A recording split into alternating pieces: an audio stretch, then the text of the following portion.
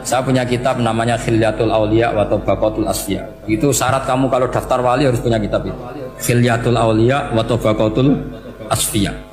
Itu karangannya Abu Nu'aim Al-Asfihani. Kitab itu yang jadi indukan Ihya ketika menyebut manaqibul akhyar. Kita tahu Ihya kalau bab tasawuf mengikuti Kutil Qulub yang dikalang Abu Thalib Al-Makdi. Kalau fikih tentu beliau mengikuti Imam Haromen gurunya, yaitu kitab Nihayatul Matlab fi Dirayatil Madhab.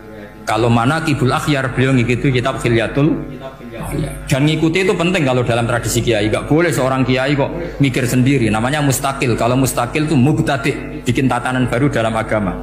Justru ulama itu harus niru sebelumnya karena sanad itu harus musalsal. Gak boleh Imam Syafi'i bilang haram terus kamu bilang halal, terus murid kamu bilang makruh, terus muridnya kamu ya pokoknya khilaful aula. Ndak boleh gaya-gayanan gitu. Kalau di kampus plagiat itu dilarang, kalau di pondok itu wajib. Makanya banyak kalau tes itu ngerpek, karena belajar itu tanpa batas katanya. Lu kok ngerpek? Mboten ya, jadi belajar kapan saja. Jadi mboten ngerpek, mutolaah pas tes. Kacau tuh santri itu. Mutolaah tapi pas apa? Tes.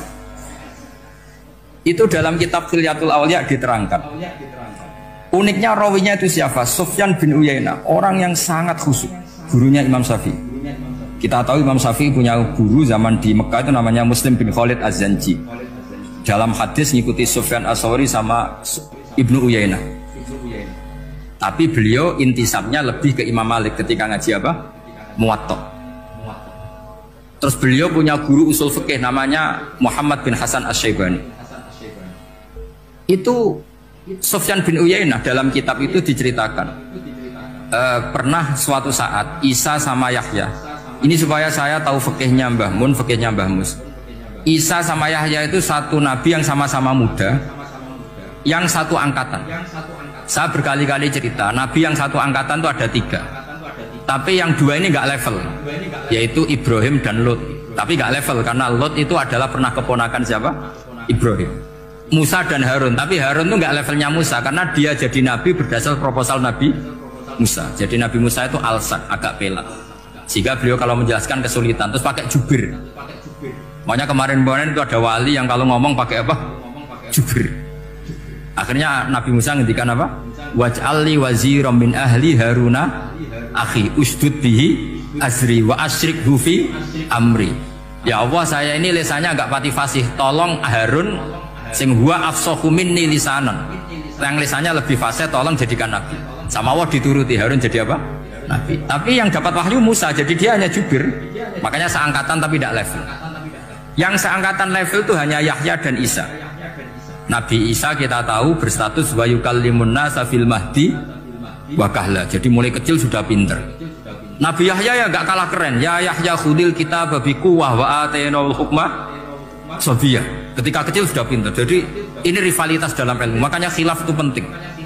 Jangan gontok-gontokan berarti ratau ngaji. Khilaf itu penting. Nabi Yahya itu kalau jalan-jalan sampai Nabi Isa, itu yang Nabi Yahya mesti tanya, aina khiyarun nas, rumahnya orang baik mana? Saya mau nginep di situ. Mesti tanya gitu kalau di satu perkampungan yang beliau-beliau sedang jalan-jalan. Tapi kalau Nabi Isa tanyanya aneh, aina syirarun nas, wong sing elek-elek manggone nang ndi? Akhirnya ini kan terjadi debat, tapi karena sama nabinya ya tidak debat usir terus kubu-kubunan, kosong berapa sama kosong berapa, enggak, ini sama ya sama-sama kosong-kosong, sama-sama orang ikhlas itu kosong-kosong.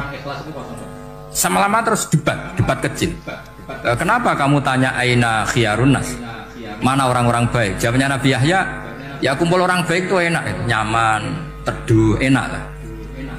Nah kamu kenapa kau tanya mau nginep di aina syirarun nas? Ana nabiyun, ana tabibun, udawil mardo. Saya ini dokter, nabi itu dokter. Di mana-mana dokter menyembuhkan yang sakit. Kalau Anda peneliti penyakit, cari daerah yang banyak endemik penyakit apa yang daerah sehat? Daerah yang kena endemik penyakit. Tapi problemnya Anda sendiri berpenyakit dan kalau ke situ tambah nemen. Ya sama. Kalau kamu kira-kira tidak kuat ya jangan kumpul orang yang seperti itu. Kamu tidak kuat kan? Malah katut. Tapi fikih-fikih kiai-kiai kita, guru-guru kita, berteman orang macam-macam tenang saja. Karena mereka kekuatan kesalehannya sudah absolut, sudah kuat sekali. Ya tentu bi'aunillah wa bitaufiqih. Sehingga kamu tidak usah meki para guru-guru kita.